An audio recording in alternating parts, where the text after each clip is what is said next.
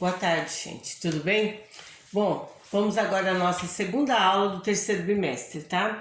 Eu fiz aqui o nosso plano de estudo, vou mandar para vocês e a gente vai seguir. Então aqui, no primeiro momento, eu gostaria de ler para vocês. Aqui eu tenho um poema do Patativa do Assaré, muito legal. Vocês vão gostar. Então vocês vão ver toda essa questão da adequação da linguagem, tá? Essa questão do falar nordestino, tá? Presta atenção, olha. Então vou ler para vocês uma historinha. E ele fala assim: um boi zebu certa vez, molhadinho de suor, quer saber o que ele fez? Temendo o calor do sol, entendeu de demorar e uns minutos cochilar na sombra de um juazeiro que havia dentro da mata e firmou as quatro patas em riba de um formigueiro. Já se sabe que a formiga cumpre a sua obrigação, uma com a outra não briga, vive em perfeita união. Paciente, trabalhando, suas folhas carregando. Um grande exemplo revela naquele vai e vem. E não mexe com ninguém, se ninguém mexer com elas. Por isso, com a chegada daquele grande animal, todos ficaram zangadas, começaram a se assanhar. E foi se reunindo nas pernas do boi, subindo, constantemente a subir. Mas tão devagar andava que no começo não dava para ele nada sentir. Mas porém, como a formiga em todo canto se soca, dos cascos até a barriga, começou a frivioca. E no corpo se espiando, o zebu foi se zangando, e os cascos no chão batia, mas porém não melhorava. Quanto mais coisa ele dava, mais formiga parecia. Com o lombo todo ardendo daquele grande aperreio, o zebu foi correndo, o zebu saiu correndo, fungando e berrando feio. E as formiguinhas inocentes, mostrando para toda a gente essa lição de morar. Contra a falta de respeito, cada um tem seu direito, até nas leis naturais. As formigas a defender sua casa, o formigueiro, botando o boi para correr da sombra do juazeiro. Mostraram nessa lição quanto pode a união. Nesse meu poema novo, o boi zebu que diz que é o mandão do poder e as formigas é o povo. Então aqui, gente, um poema do Patativa do Assaré, e ele tem algo mais ainda a nos dizer, tá? Então ele tá falando da união das formigas, tá? Então aqui no final ele fala, e essas formigas é o povo. Então o boi, ele entra aí como patrão, né? Como comando, como governo, grandão, só que a formiguinha tem mais força que o boi, porque quando a formiguinha começa a andar no corpo do boi, começa toda a se assanhar, ele bate, quanto mais ele bate, mais formiga sai. Tudo bem? Então aqui, pessoal, eu quero que vocês leiam esse poema e vejam essa imagem, tá? Da questão da formiga e do boi. Quem tem o poder? Será que é o pequenininho ou será que é o grandão? Tá? Então, Patativa do Assaré, ele nos traz esse tema aí pra gente refletir. Dentro dessa questão, a gente tem, no nosso plano de estudo, a gente tem 1, 2, 3, 4, 5, 6, 7, 8 questões. Então, vamos começar lá. As fábulas, né? Tá aqui, eu vou pegar nosso livro. Por favor, pega meu livro ali, por favor. Para eu poder ir lendo com vocês as questões, tá? Pra gente poder ir discutindo e conversando, tá? Então, vamos lá, aqui está o boi. Então, na questão A, o poema de Patativa do Assaré lembra bastante uma fábula. Quais são os elementos comuns entre esses dois gêneros textuais? Então o poema, ele tem a questão da rima, de ser tudo inverso, mas ele lembra uma fábula. Por que ele lembra uma fábula? Veja, quem é que são os protagonistas aí? É o boi e a formiga. Nas fábulas, quem protagoniza, quem são os atores da fábula, os personagens de uma fábula são os animais.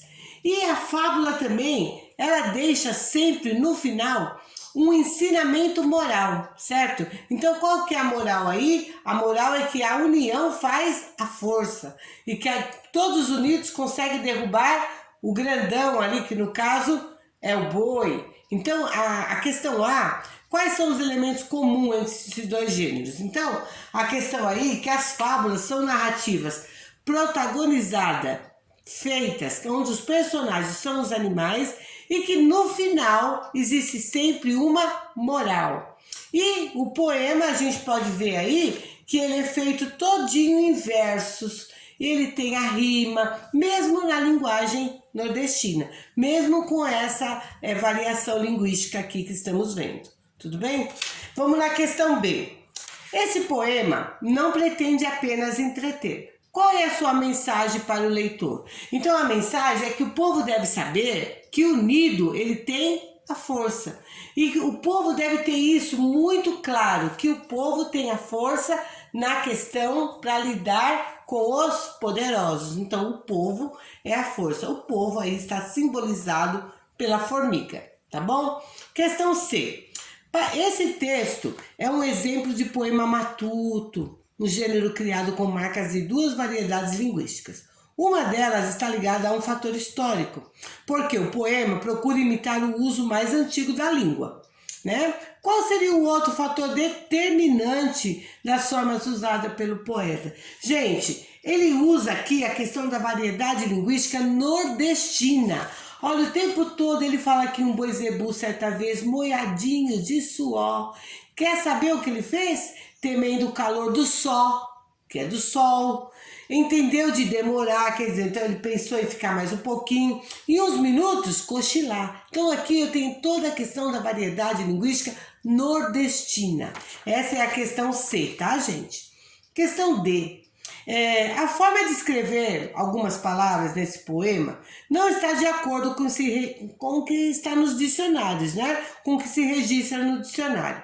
Anote 4 exemplos de forma indicada com a correção certinha. Então eu quero que vocês busquem aqui, neste poema, 4 palavrinhas que vocês estão vendo aí, a variação linguística que não está de acordo com a norma padrão, e vocês coloquem a palavrinha do jeito que está no poema, e na frente você coloca ortograficamente correta, tá? Então, por exemplo, aqui, ó, molhadinho, não, molhadinho, de suor, então você coloca o suor, suor, só 4, tá? Tem várias aqui, tá? Então tem bastante, olha aqui, esta lição de morar, morar não, moral. Então procure aqui somente 4. Na questão E, em sua opinião, qual foi o objetivo do poeta com as alterações da ortografia? Então ele escreveu errado porque ele não sabe escrever? Não, ele escreveu dessa forma para evidenciar a oralidade, o modo como o nordestino fala. Tudo bem, gente? Então, olha lá. Ele quer marcar a oralidade. Ele quer mostrar o jeito que o nordestino fala, tá? Na questão F. Mas tão devagar andava. Quem faz a ação citada? Quem é que anda tão devagar? Mas tão devagar andava. Então, a ação aí, quem faz são as formigas. Quem que andava? As formigas. Qual seria a forma de fazer a concordância do verbo com esse sujeito segundo a norma padrão? Então aqui, mas tão devagar andavam. Então o verbo aí ele tem que estar flexionado na terceira pessoa do plural. Mas tão devagar elas andavam. As formigas andavam. Por favor, eu quero que vocês vejam aqui a anotação, mas tão devagar andava, e façam a transição para a norma padrão. G. Quanto à concordância, o que se observa em e firmou as 4 patas. Veja, ele não fala que firmou as 4 patas, 4 patas. Não, ele apenas coloca no singular a palavra pata e ele coloca no plural o artigo as. Então ele usa apenas a flexão de número só no artigo. Então ele coloca assim, ó, e firmou as 4 patas. Tá, aí na G, a concordância não segue a norma padrão. Então tá perguntando, quanto à concordância, o que se observa?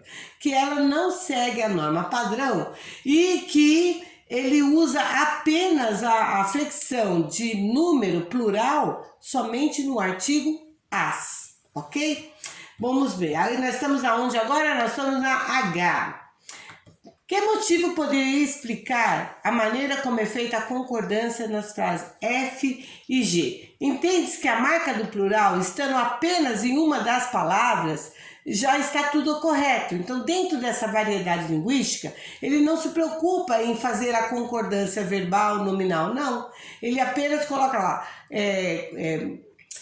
cadê, meu Deus? Achei. Firmou e firmou as quatro patas. Entende-se que a marca do plural em uma das palavras já é o suficiente para sugerir o plural, não sendo necessária a flexão das outras palavras para o plural. Muito bem. Aí, nós vamos agora aqui, essa aí é a atividade 1. Atividade 2 tem 2 textos pequenininhos. E tá aqui, ó. Isso aqui não é bomba. Ahmed Mohamed, 14 anos, fez um relógio para um trabalho escolar nos Estados Unidos e acabou preso. Tudo porque o colégio suspeitou que fosse uma bomba e porque, claro, Ahmed é muçulmano. O mico gerou comoção mundial e o menino foi alçado a herói nerd, cumprimentado nas redes sociais até por Barack Obama. Então vamos lá, então nós estamos agora aqui na questão... na atividade 2, a gente vai na questão A. Explique por que o fato noticiado é um caso de preconceito. Olha, gente, o relógio foi confundido com uma bomba, porque o adolescente é muçulmano. Então, entende-se, sugere-se que o colégio considera todos os muçulmanos terroristas, tá? Então, olha lá, explique por que o fato foi noticiado como um caso de preconceito. Porque o relógio foi confundido com uma bomba e porque Mohamed, ele é muçulmano. Então a gente consegue subentender que o colégio considera que a pessoa, por ela ser muçulmana, ela já é uma pessoa terrorista, ela já é um terrorista, tá?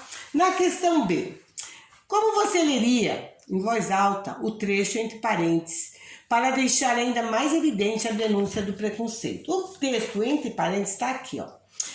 Tudo porque o relógio suspeitou que fosse uma bomba. Aí olha o que está em parênteses. E por quê? Claro, Ahmed é muçulmano. Então, como você leria isso em voz alta? Você colocaria o quê? Um tom irônico, né? Você daria ali ênfase à palavra claro. E por quê? Mohamed, claro, ele é muçulmano. Então, como você leria isso em voz alta? Você daria uma entonação irônica, você enfatizaria isso, tá? O que está entre parênteses é o que você vai enfatizar para poder fazer com que o preconceito seja válido aí nesse caso aí, tá? B, agora vamos na C. Que palavra empregada no último período sugere que um dos cumprimentos de Barack Obama, então presidente dos Estados Unidos, é algo especial? Então olha aqui, eu vou voltar aqui e vou ler para vocês, ó. O mico gerou comoção mundial e o menino foi alçado a herói nerd, cumprimentado nas redes sociais até por Barack Obama. Então aqui está perguntando qual é a palavra empregada no último período. É até, gente. Quer dizer, ele foi cumprimentado por todos, inclusive até por Barack Obama, tá? Então a palavrinha é até. A questão D. Comprove que o artigo foi escrito com linguagem informal. Eu tenho 2 palavrinhas aqui que me mostram a informalidade da linguagem. Olha lá, gente. Então, quando ele coloca aqui, o mico gerou comoção mundial. Mico é a primeira palavra que nos leva a uma linguagem informal. Mico. E foi alçado a herói nerd. Nerd também nos leva a uma linguagem informal. Então, essas 2 palavrinhas, ela responde para nós aqui a questão D. Comprove que o artigo foi escrito com linguagem informal. Então, você vai colocar... As palavras mico e nerd são exemplos de linguagem informal. O uso desse nível de linguagem no artigo é adequado? Por quê? Pessoal, é adequado, não é inadequado, porque é um público jovem. Tá bom, gente? Então a linguagem está de acordo com o público-alvo aqui da revista Mundo Estranho que vocês vão ver quando a professora mandar, tá bom? Então vamos lá. Aí agora a gente tem uma narrativa de futebol, tá? A gente tem uma narrativa de futebol, aquele cara falando, né?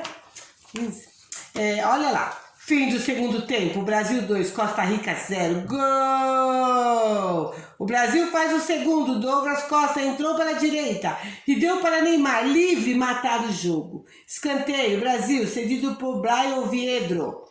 Oportunidade perdida, Roberto Firmino, Brasil, finalização com o pé direito no meio da área, assistência de Coutinho. Substituição, Brasil, entra em campo, Fernandinho, substituindo Gabriel Jesus. Coutinho bate por baixo das pernas do goleiro.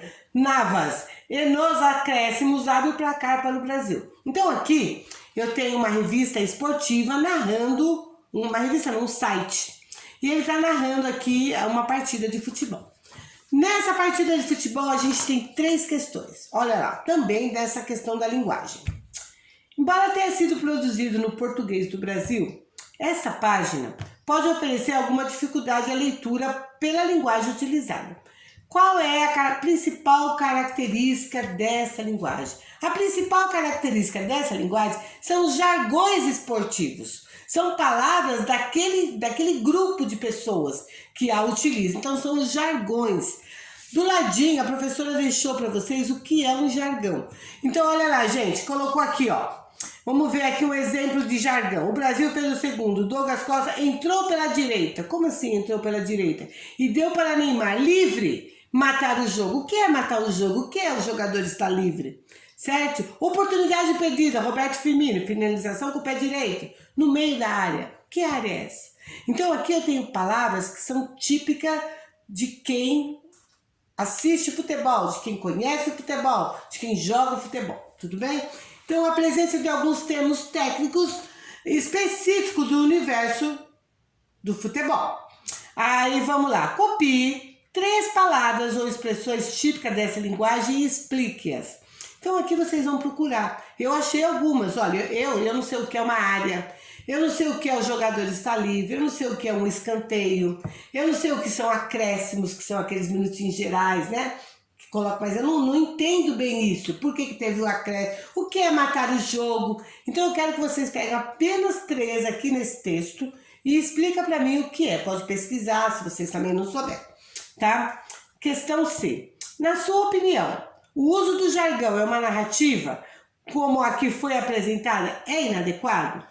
Olha, gente, não é inadequado porque quem vai ler esse tipo, quem procura essa página na internet são pessoas que estão acostumadas com esse universo do futebol. Então, são pessoas que dominam as narrativas de futebol. Então, não é inadequado por esse motivo, tá? Eu que não gosto de futebol, não curto futebol, eu vou olhar isso aqui e vou falar, nossa, o que é isso, né? Então, talvez esse eu não seja o leitor desse tipo de narrativa, tá? Então não é inadequado, pois esse tipo de narrativa é lido por pessoas interessadas em futebol e que, portanto, dominam esse jargão esportivo. A mídia também ajuda muito a gente a entender, tá? Então, porque tem muitos jogos televisionados, então a população acaba entendendo o que são esses jargões esportivos. Última atividade, atividade 3. Eu vou mandar um meme para vocês, tá? E esse meme só tá escrito assim: não vejo a hora de chegar em casa só para ficar assim. Aí eu tenho um cachorrinho, esse cachorrinho ele está num roupão rosa, sentado no sofá comendo pipoca, aparentemente vendo TV, porque ele tá com o controle na mão. Então eu tenho um meme aqui. Vamos lá. Que relação existe entre a personagem e sua fala? Então a personagem e a fala. Eu não vejo a hora de chegar em casa só para ficar assim. A fala, quando eu digo isso, que eu não vejo a hora de chegar em casa só para dar uma relaxada, revela um desejo imenso, intenso de ir para casa. E a imagem do cachorrinho evidencia o motivo, que é a folga, a tranquilidade, o sofá, o descanso, o aconchego de estar em casa, no sofá, assistindo a um bom filme e comendo a pipoca. Na questão B, os memes, em geral, provocam um efeito de humor. Como a imagem contribui para isso? A imagem mostra um cachorrinho numa situação bem humana, gente, que simula o comportamento humano. Ele está de roupão, está comendo pipoca e aparentemente ele está mexendo no controle, tá? O roupão reforça essa folga, essa tranquilidade depois de um banho, tá? Questão C. A construção chegar em casa não é válida pela norma padrão. Qual seria a forma prevista por ela? Na verdade, a gente fala, vou chegar em casa, mas não é correto. O correto é chegar a casa, tá? Então, eu vou chegar a casa, não é craseado também, tá? Eu vou chegar a casa. Só isso que vocês vão colocar. Vou chegar a casa. O falante de língua portuguesa como nós, usaria a expressão validada pela norma padrão com naturalidade? Não, porque hoje já está consolidado na fala do brasileiro, eu vou chegar em casa, tá, gente? Então, nós não falaríamos isso com naturalidade, tá? O uso em concordância com a norma padrão seria esperado nessa situação comunicativa? No meme, não. Não seria, pois se trata de uma fala corriqueira, de uma fala íntima, tá? Da questão assim, de uma situação muito íntima, muito corriqueira, em que eu quero chegar em casa, eu estou indo para casa, eu não estou indo a casa, tá? Então não seria nessa situação aqui do meme, a fala não é inadequada, tá? Ela não é inadequada porque a gente usa isso de uma forma muito corriqueira, muito de dia a dia, né? Questão E. Questão E nós acabamos de fazer. F. Suponha que você tem um estudioso da língua. Que conselho daria a quem deseja empregar o verbo chegar acompanhado por casa? Então, olha lá, se eu fosse um estudioso da língua, eu falaria que você vai chegar eu vou chegar em casa. Não teria. Sabe por quê, gente? Porque a língua, ela muda conforme o uso.